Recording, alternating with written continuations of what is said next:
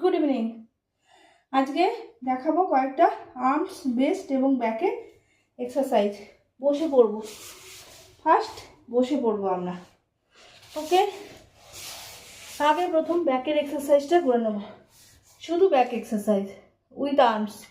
Straight হয়ে বসবো, হাতটাকে এরকম লক করবো। 1 2 3 4 5 6 7 8 9 10 11 12 13 14 15 16 17 18 19 20 21 22 23 24 25। রিল্যাক্স।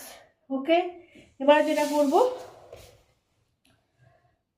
1 2 3 4 5 6 7 8 9 10 11 12 13 14 15 16 17 18 19 20